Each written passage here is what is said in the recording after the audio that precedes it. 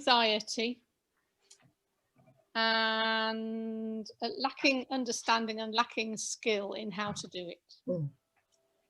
And the times when we've remained silent have been not wanting to say something because they were remembering someone from the past simply because of their colour and feeling bad about that, and then not wanting to say that they remembered that person.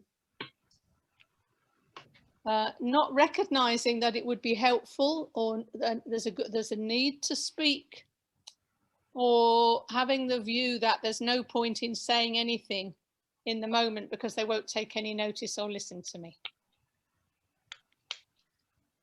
We also talked about not having ever had many courageous conversations, particularly about race, or having a view that there isn't an issue anyway,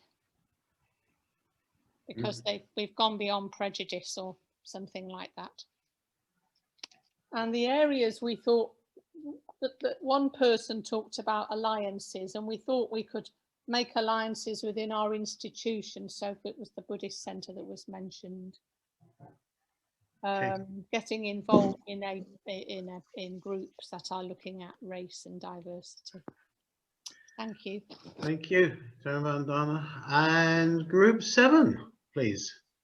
Hi, that's me. I was in a group with 5 others, which was fantastic. 3 points from our group. To have a courageous conversation. Somebody introduced a term called warrior knees, which we really liked, because it just shows that we're actually quite vulnerable when we're doing that, all of us. And you have to acknowledge that you have to let your knees shake a bit, but you are the warrior in that.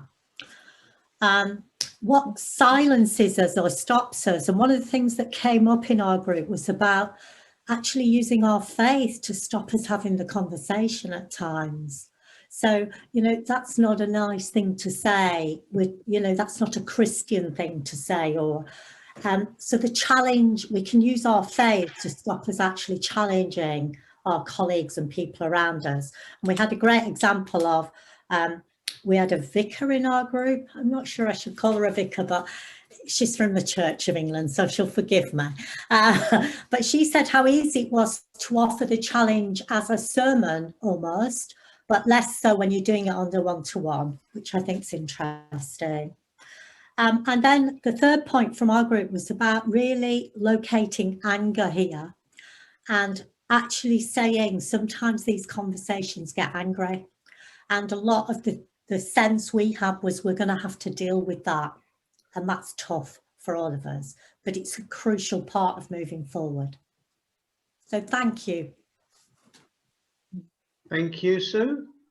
Group 6, please. Yeah, I've put a few of the comments in the chat, but we just discussed about courageous conversations. So we mentioned that actually when you're having a conversation that's courageous, it will give you, butterflies in the stomach. It's about being open and speaking even when it's awkward.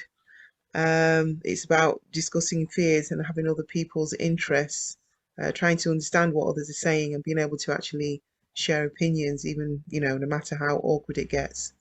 And I do like the last comment about anger. I think that's very true. We also then discussed about thinking about conversations that we've had that have been courageous. I think we talked a little bit about obviously racism. We also mentioned the way people are treated about sexuality, and that's almost in the same way as a racist manner.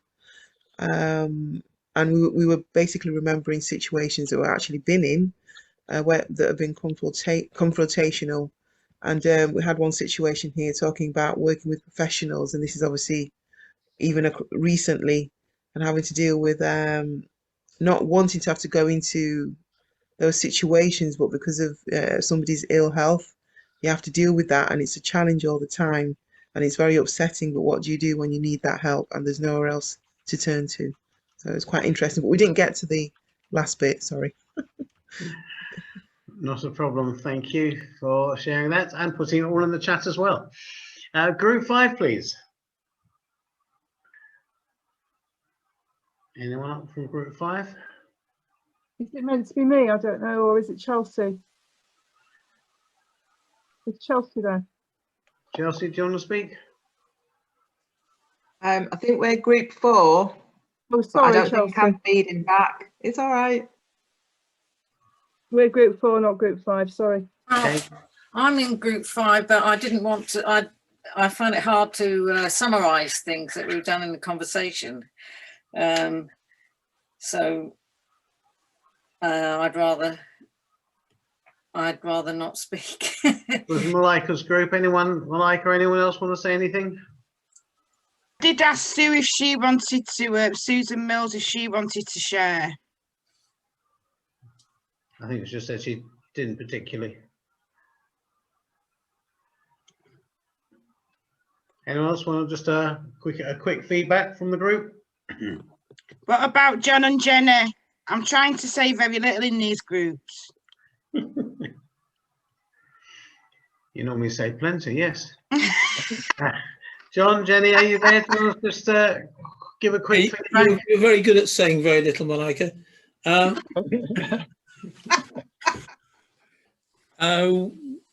First question was really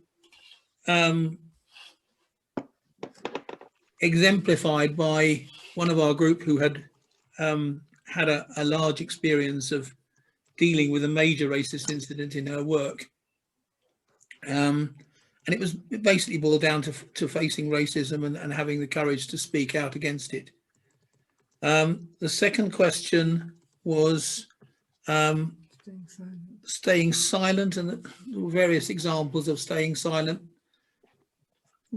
particularly when it was going to make it a lot worse to keep speaking. And really then there was a time to stay silent and maybe pick it up later when it was less public or when it was not going to make it so much worse. We didn't really discuss the third one. Okay. Thank you very much. And now to group 4. Chelsea? Oh, Warren, there was just one thing, sorry, that I felt that. See, I told you to say something. Yeah, I know. I tried. But I find that when I go into the groups, that people want to compare Black community and Black Lives Matter with other minority communities. And I find that really, really difficult because we just know there's no comparison. Okay. So, and when I go into the groups, I'm trying to encourage the white community to kind of fend for themselves and find their own way. And if I go, I don't want to be in them. I don't want to be in the breakout groups, leading, sharing, talking, giving you what you've got to do the work yourself. Okay. So that's why I said I didn't really want to speak. Thank you. Right, and group 4. So, Please. do you want group 3? Have you We done haven't group- had 4 yet, have we? Yeah. Oh, well, is it me, everybody? Yeah, Janet or Chelsea? Yeah. Yes, please. Yeah. Okay. I'm afraid nobody took notes, but things that I can hold on to are just working from the back forward, really. Finding alliances with examples of good practice that's happening in, for example, the criminal justice system and CPS, and thinking about how we can build on each other's good practice and learn about it. Running community conversations is something that's happening in CPS. The silence issue was one that I think everybody recognised, but from different perspectives, because for some it's too costly. I mean, for a number of Black workers, it is too costly sometimes to raise the issue. At the same time, people were saying that when you get to a point in your working life where you've got nothing to lose, then that's a time when you can speak honestly and speak truthfully, and that's very powerful. So there's a lot of issues about identifying and speaking truthfully as part of what makes a courageous conversation, the courage to be truthful in a situation, and picking your fight the silence can come from an absolute need to pick the fights, because there are so many fights that could be picked that the person or people involved are just going to get exhausted if they try and pick all of them and fight all of them. So maybe the alliance is trying to understand, the white people to try and understand what are the priorities for black friends, black colleagues, and put all the support we can into that. Yeah. And people who are black are seen as troublemakers when they raise issues. If I raise the same issue, I'm not seen as a troublemaker. So that's all got to be taken into account when we're building these alliances and support. Does anybody else want to? I feel as if I've just picked one or two things. A lot was said in that conversation. Well, we are looking at 3 points, and I think we've probably got sort of at least 3 there. So unless there's anything Thank you. Urgent extra, that's perfect. Thank you, Janet and Chelsea and the rest of your group. Group 3. I'll just briefly feedback. So we had a particular situation where a colleague had been trolled in a Zoom meeting, and nobody spoke up, and there were counsellors there, and nobody advocate, or took the fire, drew the fire, or stood up for the colleague that it was aimed at. And then looking afterwards at, well, what do you do then? How do you follow up? How do you say that that's not good enough? How do you use your white privilege when you've got nothing to lose, or relatively nothing to lose? We looked at silence and who's silence, and yeah, that sometimes our black friends and colleagues have got too much to lose in a work situation, and so our allyship might be really crucial, but we also have to do it in a way that there's not even more backlash. And try and point to something that it's not a personal thing, it's not a personal attack. It's pointing people to something bigger that's going on, and trying to educate people with facts rather than coming at people with something that's going to make them more defensive, but also understanding that that uncomfortableness that you're creating, and for yourself, is part of it, a necessary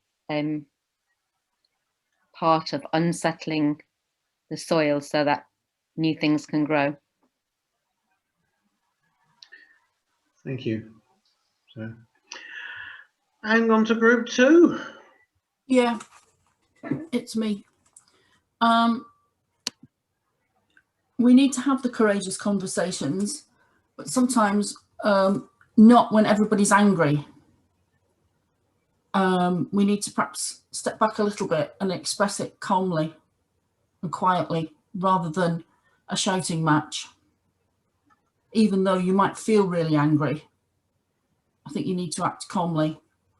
There are times when silence is needed, especially if you don't understand the situation,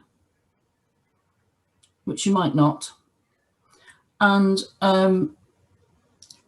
alliances for change, one of our groups said we need to make alliances with children and change their perspectives. I mean, obviously we need to make alliances with other people as well, but if we can sort of make changes with the children so that they aren't racist. I know that's a big ask, and I know it's probably impossible, but it is. I think it is important. I'm sorry, but unless anybody else has got anything from group 2 to say, I'm going to have to go. I've got another meeting. Thank you. Thanks, Jill. Does anyone else Sorry. want to say anything from group 2? No. Fine, thank you. And group 1?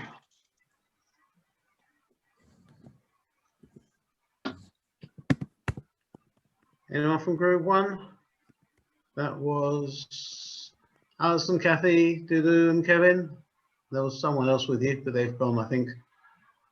Brother Warren, I'm just letting you know it's 29 minutes past. I know.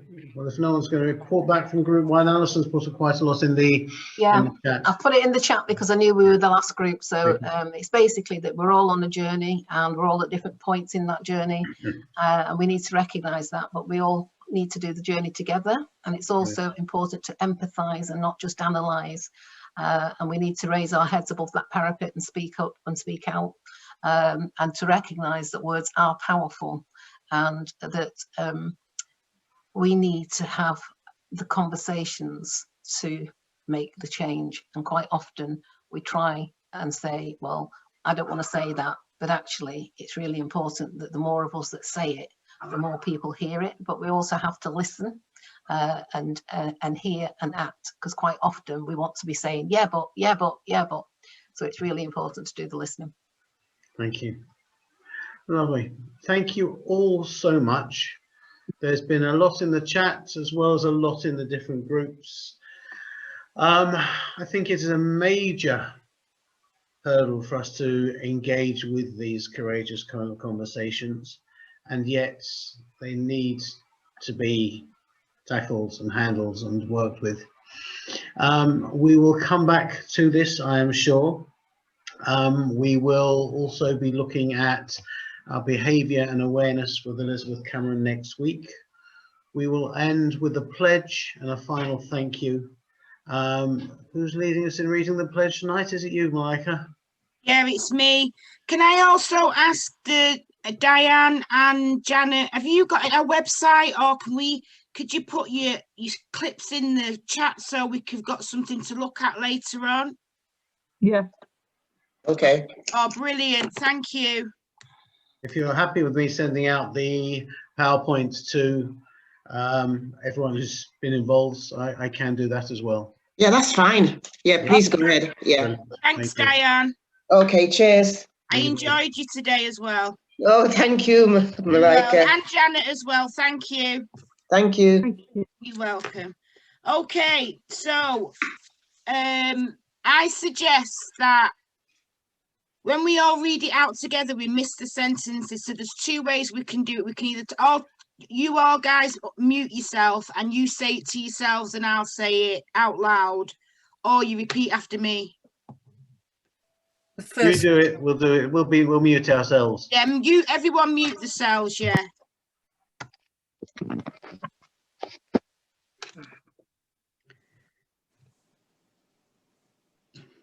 Racism has no place in this world. In our country, in our cities, in our community, or in our home. We will use our voice and our platform to challenge racism at every opportunity. To our colleagues, families, and friends from the Black community, we stand in solidarity with you all. We are your pathmates, and we should use our voice to challenge racism at every opportunity. We will look within our communities and identify where we can do better and continue to challenge those who know better. Black Lives Matter.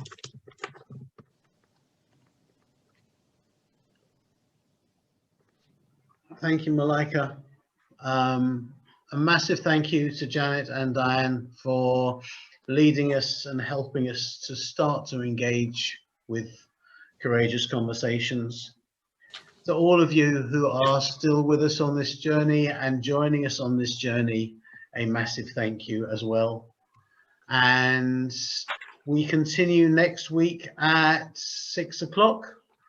And again, 6 to 7:30, Elizabeth Cameron will be leading us, as I said, looking at behaviour, awareness, some of those issues, maybe even talking about the new Greater Manchester Race Equalities panel as well, and I hope what that might achieve.